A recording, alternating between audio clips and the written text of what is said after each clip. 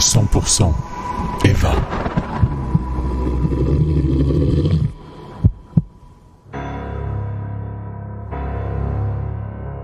Bienvenue à vous dans ce 7e et dernier épisode de 100% Eva, le podcast consacré à l'univers de la saga littéraire Traum et plus particulièrement au tome 1, le rapt de Proserpine. Je suis Eva Joyce, l'auteur de ce roman, et aujourd'hui on va parler musique, voir un petit peu comment ça m'inspire dans mes écrits, comment je l'envisage et je la ressens. Alors comme d'habitude, l'épisode sera rythmé par les lectures de Nicolas Planchet, que je remercie toujours infiniment pour son talent incroyable. Alors il faut savoir que la musique c'est une étape primordiale de création pour moi. En écouter, ça me permet de visualiser des scènes et parfois ça me donne même des idées scénaristiques pour l'histoire. Grâce au sentiment que je peux ressentir, j'essaie d'inventer des scènes qui collent au mieux à ce que je ressens. Et du coup l'approche est très subjective et sensible. J'ai pas de formation musicale, je sais pas jouer d'un instrument, j'ai jamais eu de cours sur l'histoire de la musique, mais je suis très sensible au son. Et vu que je suis aussi très visuelle, et bien quand j'entends une musique, je me mets aussitôt à matérialiser mentalement des situations qui se rapprochent de ce que j'entends. Alors pour avoir discuté un petit peu avec certains autres auteurs, je me suis aperçue que j'avais une démarche qui était quand même assez différente de la leur. C'est que j'écris pas en écoutant de la musique. Je sais qu'il y en a beaucoup qui le font, mais ça se rapproche davantage des musiques d'ambiance quelque part. Et c'est pas exactement mon cas puisque certaines musiques sont exclusivement pensées pour un moment du roman en particulier. Et d'ailleurs, petite parenthèse, à chaque fois je mets une note de bas de page avec la référence musicale au moment précis où je visualise la scène avec telle ou telle musique. Donc pour moi, écouter la musique, c'est une activité à part entière. Je peux pas mélanger la musique et l'écriture parce que dès que j'entends une musique, en fait, je me bloque et je pars dans mes pensées, littéralement, dans une espèce de pays des merveilles intérieures. Donc l'un vient avant l'autre, obligatoirement. Et du coup, ce qui est pratique avec cette approche, c'est que je me fais des playlists en fait de mes romans. Et j'ai une dizaine, une quinzaine de musiques que je range dans un ordre bien précis. Et en fait, cette playlist, elle reflète en fait le déroulé de mon roman. Elle synthétise les temps forts de l'histoire quelque part. Et ça me permet de l'écouter partout, notamment en voiture, vu que je fais beaucoup de trajets. Et ça me permet du coup de réfléchir et d'avoir de nouvelles idées, de trouver l'inspiration un peu en écoutant continuellement ces musiques-là. Alors ce que je vous propose, c'est de découvrir certaines de ces musiques de cette playlist du tome 1. Pas l'intégralité, parce que je pense que clairement on n'aura pas le temps. En tout cas, les plus importantes, je pense que ça peut être intéressant pour vous d'en découvrir un petit peu plus.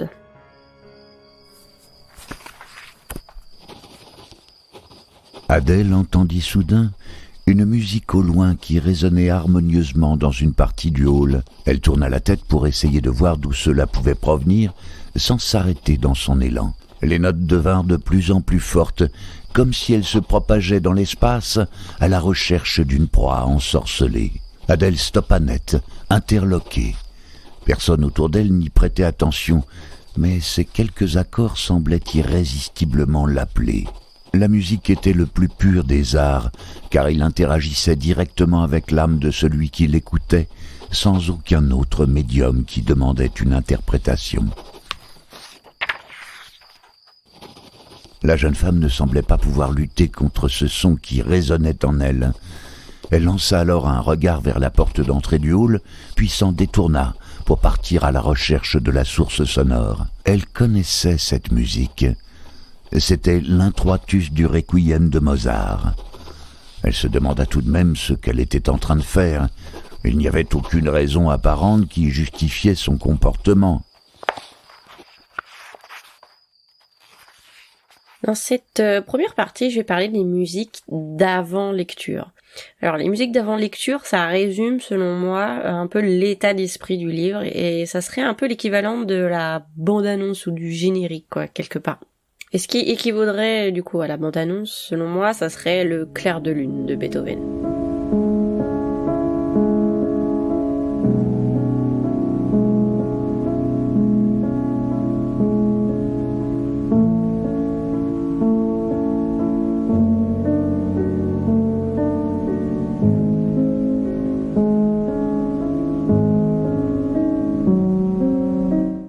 Moi, ce qu'on dénote tout de suite là, ce serait une grande mélancolie, je dirais, une espèce de lassitude du quotidien.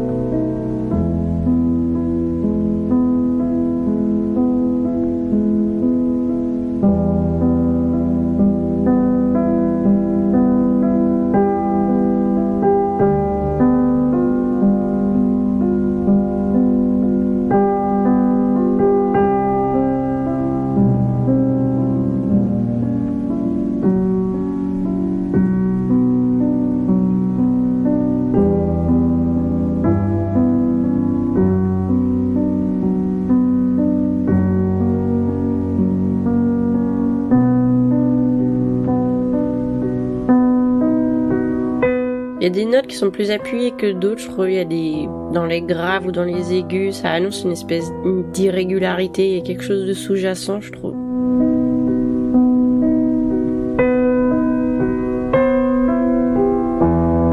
Et puis ces notes graves là qui tonnent.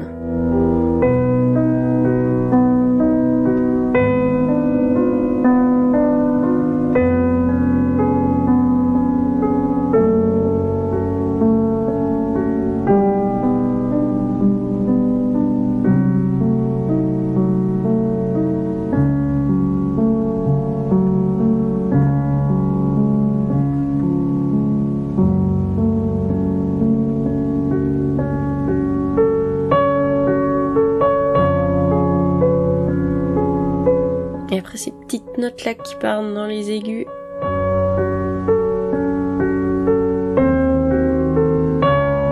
Comme si il y avait une décision importante qui se jouait. Une espèce de peine aussi qui se développe.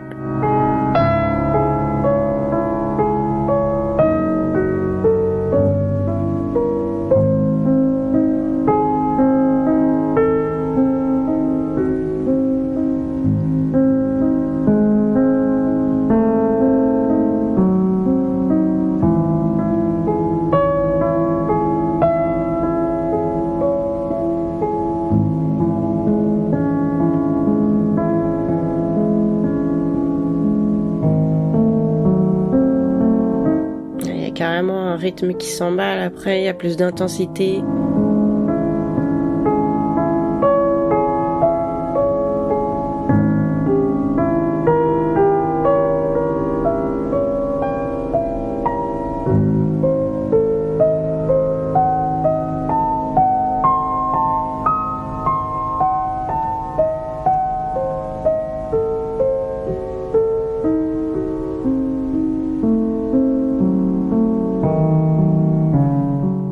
Plus de gravité, c'est toujours ces notes très graves là, une espèce de frénésie.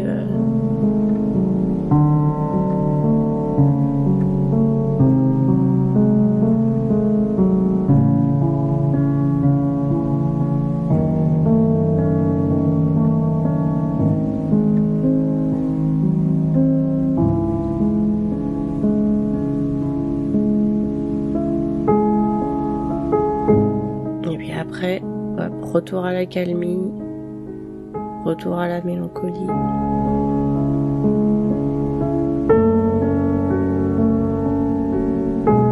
La tempête est passée.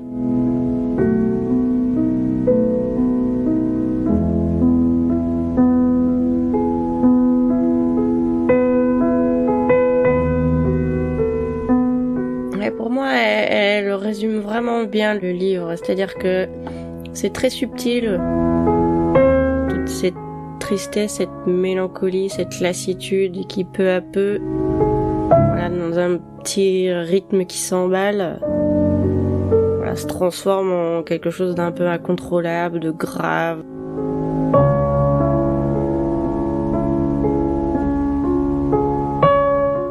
Alors, pour la deuxième musique d'avant-lecture, c'est Montserrat du groupe Barro Fondo.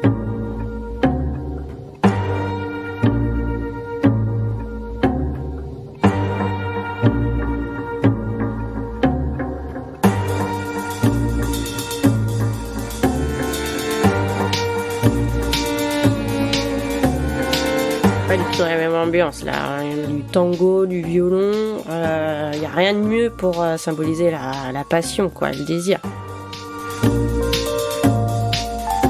Ces petites notes de piano là, toutes douces, toutes subtiles. À chaque fois j'imagine c'est des petites gouttes de sang qui tombent.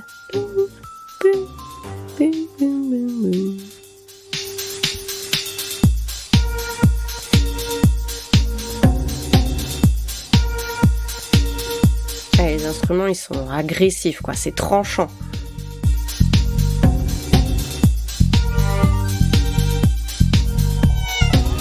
Une espèce de tension qui monte progressivement.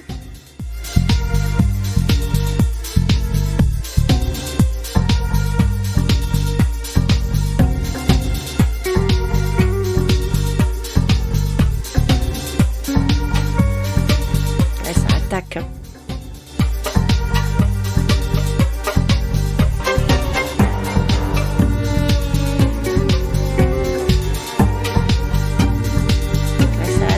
C'est incisif et en même temps c'est sensuel.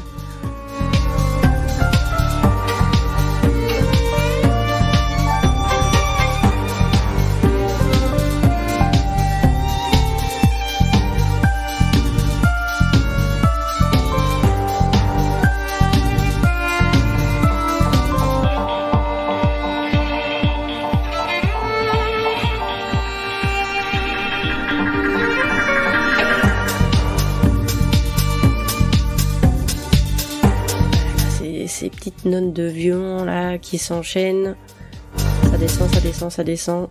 On sait pas où mais ça descend.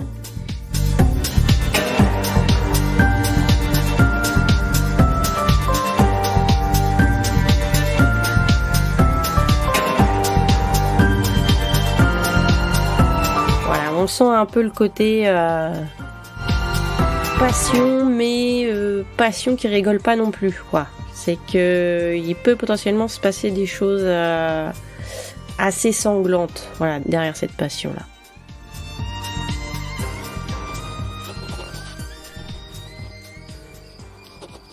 Un verre à la main, Kazimierz s'écoutait une reprise du trio pour violon, violoncelle et piano de Franz Schubert, avec calme et sérénité. Il tourna aussitôt la tête pour regarder la jeune femme. Il l'observa un instant, satisfait de son arrivée. La musique prit soudain un air plus lent, plus grave.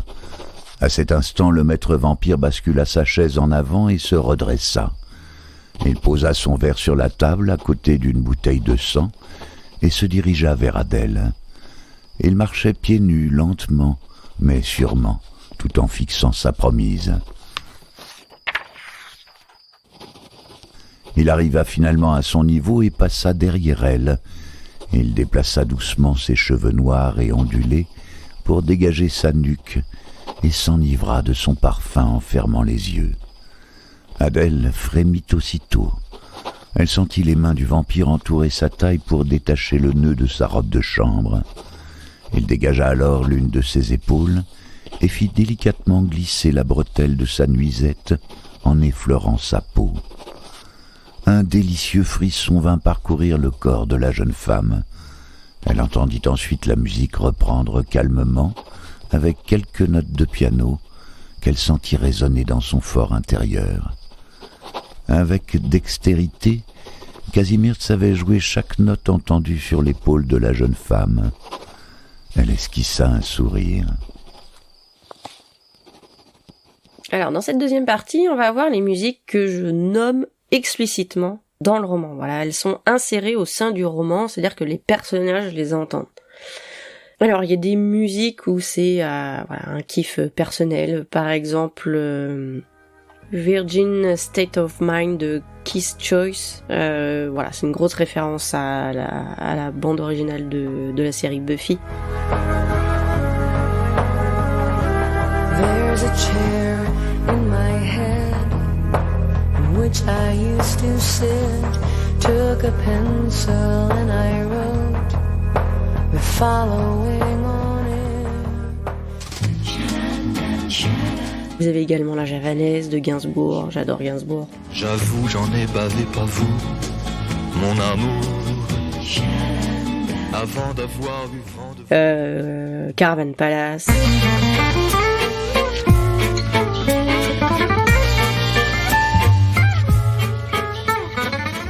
Vous avez également un chant polynésien.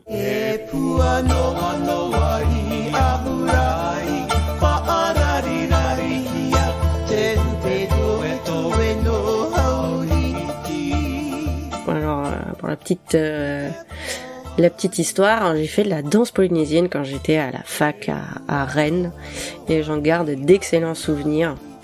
Et du coup, voilà, c'était en référence à cette culture-là que j'adore. Donc, j'ai un personnage qui est polynésien.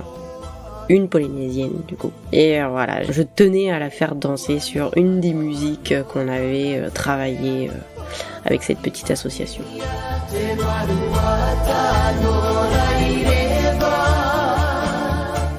Vous avez aussi un chant grégorien, voilà, en référence à l'enfance de Kazimierz.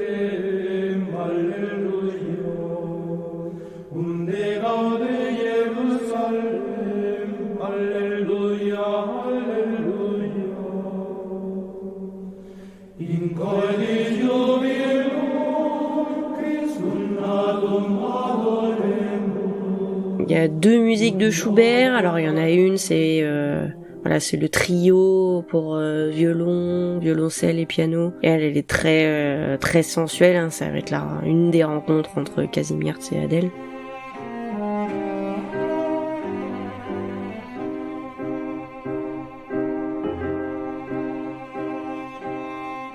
Il y en a une autre où c'est le moment musical numéro 3.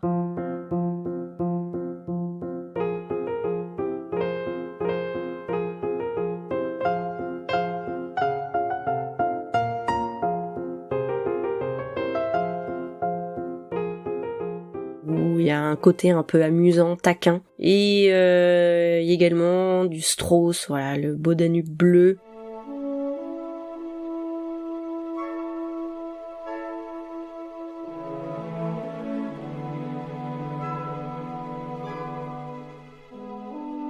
Alors, j'aimais le contraste musique classique, scène de torture, voilà, une espèce de cliché un peu cinématographique du psychopathe en transe sur la grande musique, une espèce de valse morbide, quoi. Donc j'avais, pour le cliché, j'ai mis une scène de torture sur du Strauss. Voilà. Alors, je m'arrêterai plus particulièrement sur 3 musiques. Et la première, c'est Music for a While de Henry Purcell.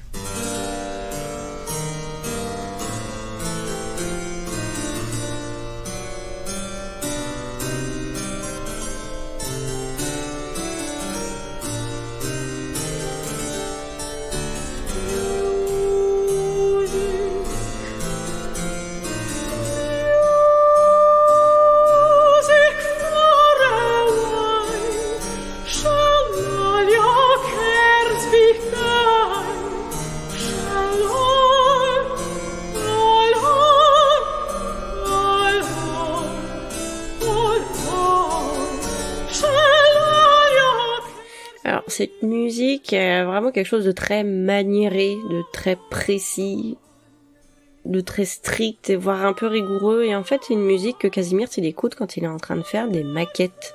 Je trouvais que c'était ce qu'il lui fallait parce qu'il est dans la retenue à ce moment-là. Hein. Il est rigoureux envers lui-même pour pas céder à ses pulsions. Il y a quelque chose de très apaisant en même temps dans cette voix-là.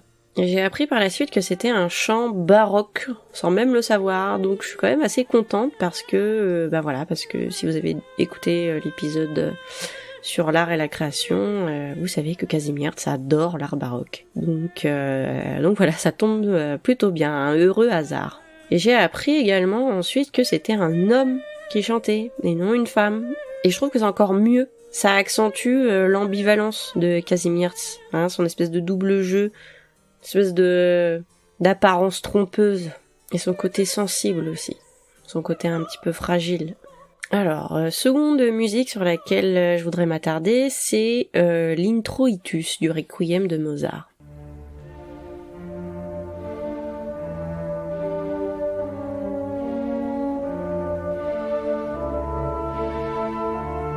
j'adore cette intro là. Avec juste des quelques notes, des instruments qui signalent progressivement leur présence là, crescendo.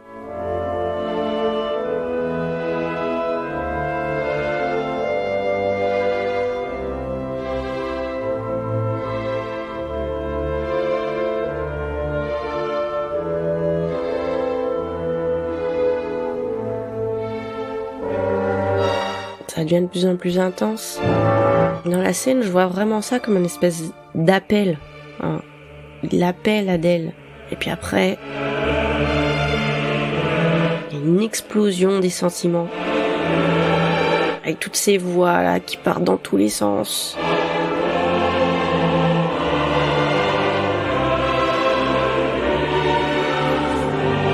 Et en plus, le Requiem, c'est l'annonce de la mort.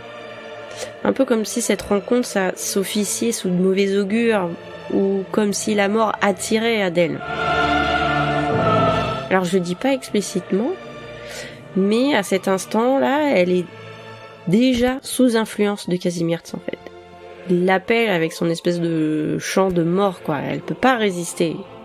Il l'ensorcelle complètement à travers la musique.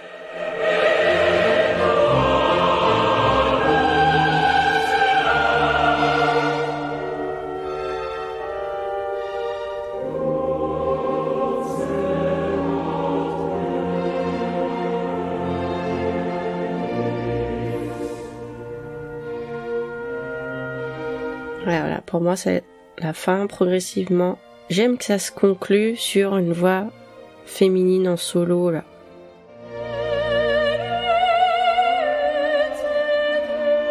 Ça symbolise vraiment l'intrusion d'Adèle, l'affirmation de sa présence aux côtés de Kazimierz comme une espèce de victoire quoi. Ça y est, elle est là, elle est dans ton monde. Et maintenant, qu'est-ce que tu vas faire ? Et enfin, la dernière musique, c'est la Gymnopédie numéro 1 de Erik Satie.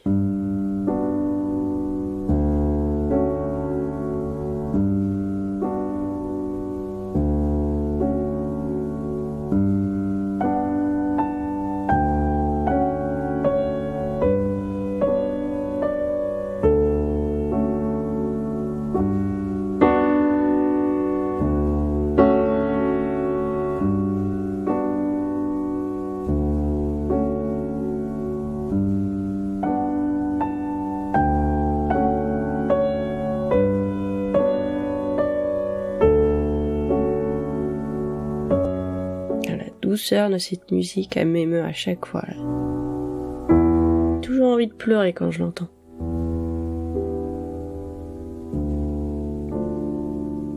Il y a une espèce de berceuse qui hypnotise un peu.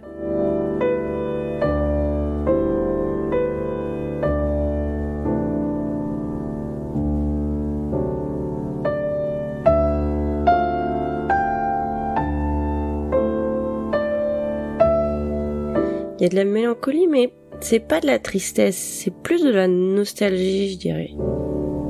Comme des regrets avec une petite note positive à la fin.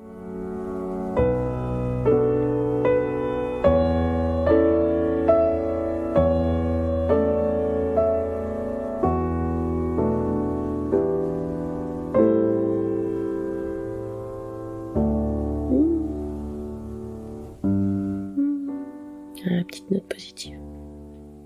Ça annonce une espèce de renaissance qui est possible. C'est un moment de retrouvailles qui est très doux, qui est plein de sérénité entre Kazimierz et Ivan, qui baigne constamment dans la violence. C'est une espèce de petite bulle un peu de réconfort. C'est un constat de situation aussi. Voilà, on en est là. On a traversé tout ça. Mais encore une fois, on reste ensemble, on reste unis, on va s'en sortir ensemble.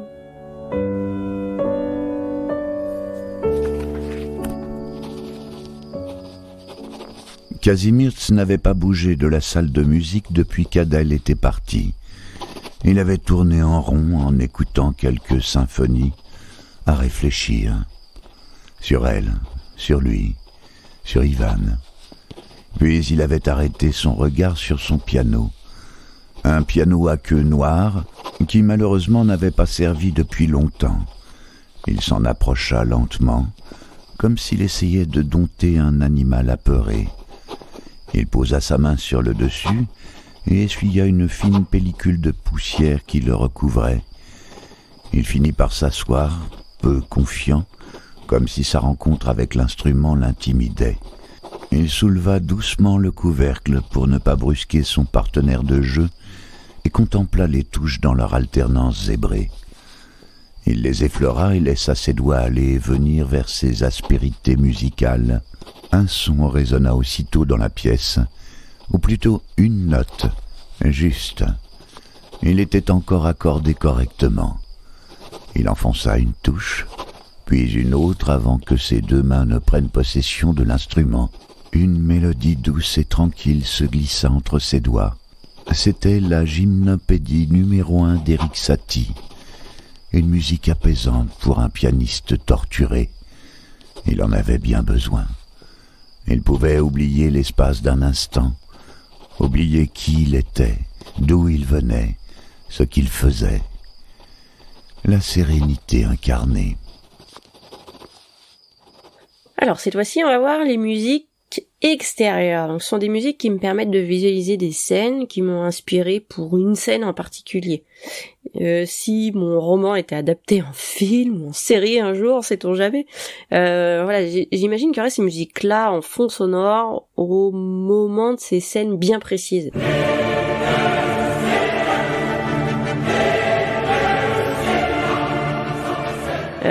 Je peux pas les mentionner au sein de l'histoire car elles en sont extérieures, il n'y a aucun personnage qui les entend contrairement à celle de la deuxième partie. Alors vous avez le Dies Irae du Requiem de Mozart encore, c'est le déferlement des passions quoi, c'est la catastrophe en train de se produire, quelque chose d'extrême, un basculement qui s'opère chez Casimir Hertz. Voilà, pas vraiment de mystère quant aux sentiments qu'on peut ressentir.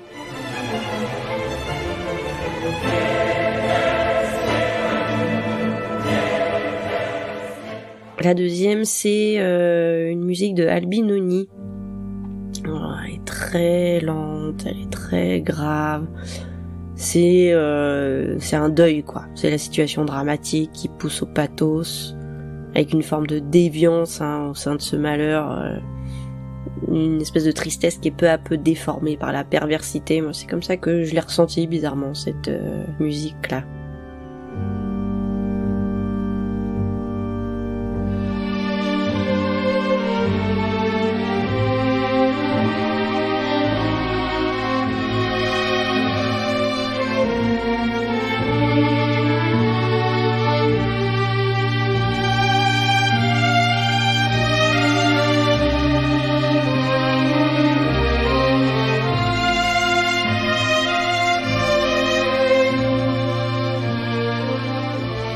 Vous avez également un thème de la série Dexter que j'aime beaucoup, qui s'appelle House.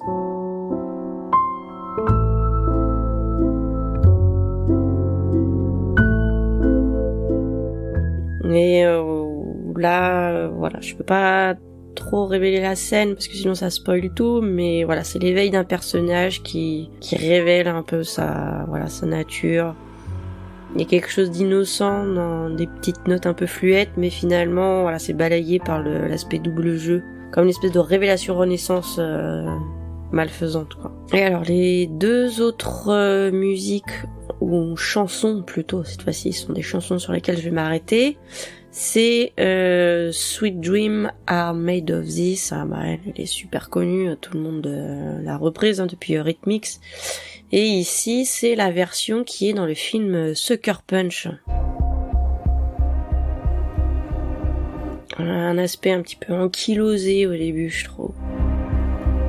Justement, on est dans un rêve, là. On dort.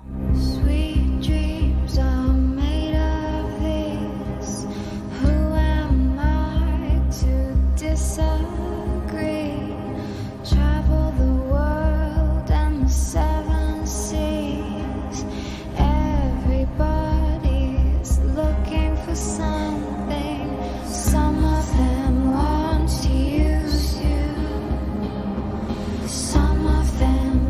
Voilà, découvert d'un univers improbable, méconnu.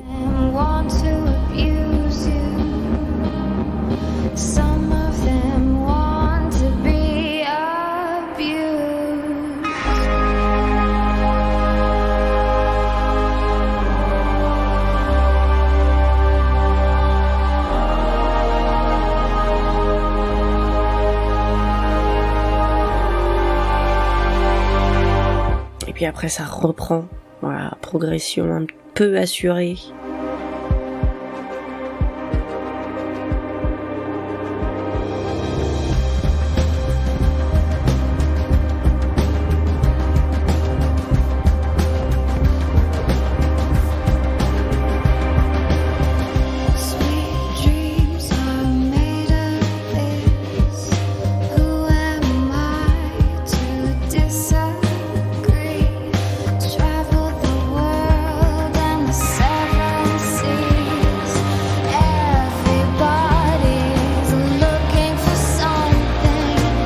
Des mystères, des dangers qui surgissent.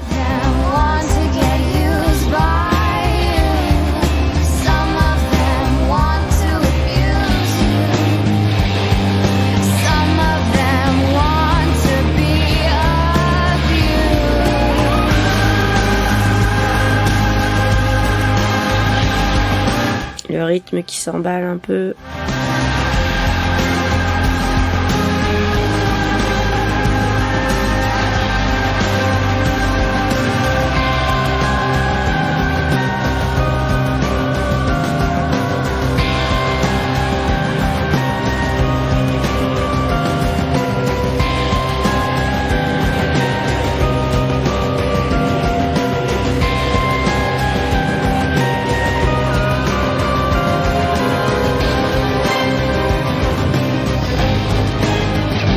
Une espèce de lutte, un peu de résistance, un esprit un peu combatif.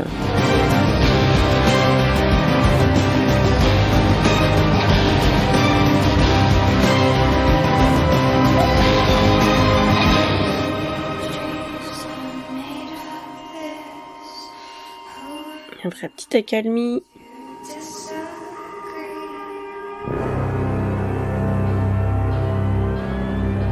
Accalmie pour réaliser la présence de bien pire peut-être, avec ces grosses notes bien graves.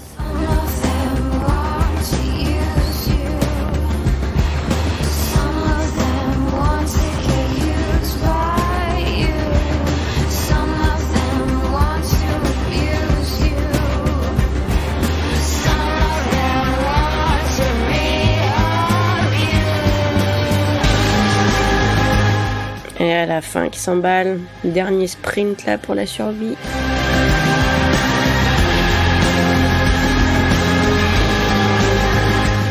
J'aimais bien l'alternance des moments très onériques, avec ces petites voix délicates là, comme lointaines dans un songe, puis les moments avec les instrus qui montent en pression là, qui induisent une action plus concrète. Elle était vraiment bien pour ça cette chanson. Alors, dernier exemple, il s'agit de Soundcheck du groupe Gorillaz. C'est un peu un ovni dans cette bande-son. En fait, c'est un rêve d'Ivan, qui est complètement guidé par ses impressions.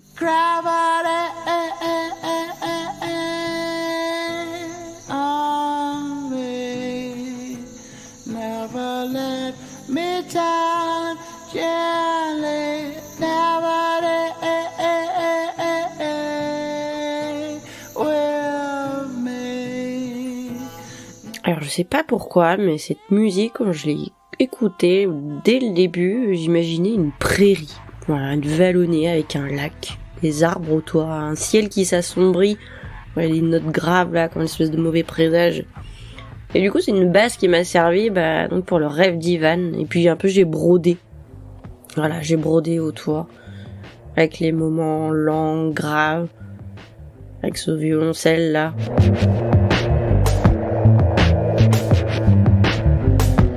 Qui enchaîne avec l'électro, pour faire un espèce de bouleversement.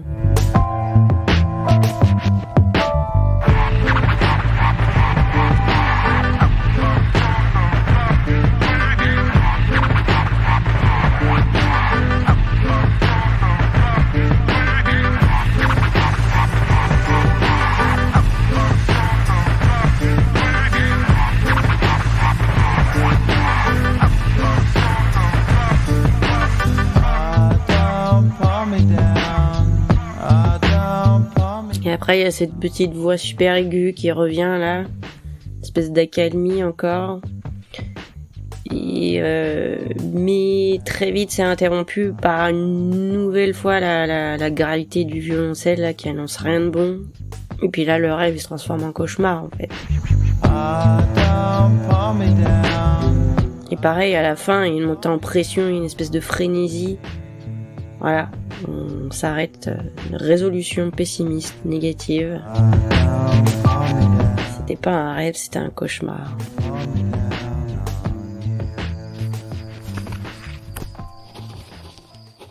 Ivan regarda au fond du couloir sur sa droite et délaissa sa porte pour continuer de marcher. Le repos attendrait un peu. Il avait envie de la voir, sinon besoin. À mesure qu'il s'approchait des appartements de Théanie, Ivan pouvait sentir son odeur étourdissante s'échapper des pores de sa peau. Il entendit aussi une douce mélodie résonner au rythme d'un ukulélé, celle de chants tahitiens, apaisants, qui parlaient de fleurs au parfum enivrant, de rosée du matin et de lever de soleil. Ivan se sentit repartir dans les îles où il avait rencontré Théanie. Quel bien-être! Ce n'était rien à côté de ce qu'il vit dans l'entrebâillement de la porte de sa chambre, qu'elle avait inconsciemment ou volontairement oublié de fermer. Théanie dansait sur la musique avec une précision et une grâce sans pareille. Elle était juste vêtue d'un paréo enroulé autour de la taille. Ses seins étaient nus, à peine recouverts par ses longs cheveux détachés. Elle ne dansait jamais en public, seulement dans le cadre privé. Ivan en était jaloux. Il imaginait que cette danse était encore pour lui, comme avant.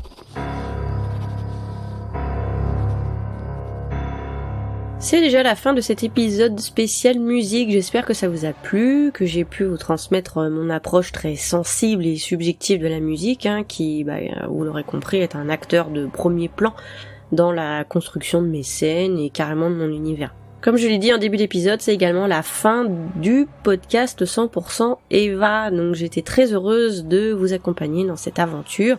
J'espère avoir donné des clés de compréhension à ceux qui ont lu mon livre et j'espère surtout avoir éveillé la curiosité de ceux qui ne l'ont pas lu. Et peut-être viendront-ils découvrir l'univers de Traum plus en profondeur grâce à ça. Pour conclure, je tenais à remercier toute l'équipe des podcasts du Perche, Sarah, Jessica, Kel, Stéphanie et Lio, qui m'ont accompagné, conseillé tout du long. Sans eux, il n'y aurait pas de podcast, donc un grand merci à eux. Un grand merci également à Nicolas Planchet, encore, pour avoir prêté sa superbe voix grave aux lectures de mes extraits de romans. Et merci à vous, les auditeurs, d'avoir écouté jusqu'au bout et d'avoir été fidèles à ce projet. Et quant à moi, vous pouvez me retrouver via mon site internet, evajoyce-lesite.com, ainsi que sur Instagram, evajoyce.trom, ou sur Facebook, evajoyce. Ma porte virtuelle est toujours verte, voilà, si le cœur vous en dit de venir papoter un peu, surtout n'hésitez pas. Je vous souhaite une très bonne continuation à tous, et surtout, n'oubliez pas de vous évader. Un peu, beaucoup, passionnément, à la folie. Allez, à très bientôt.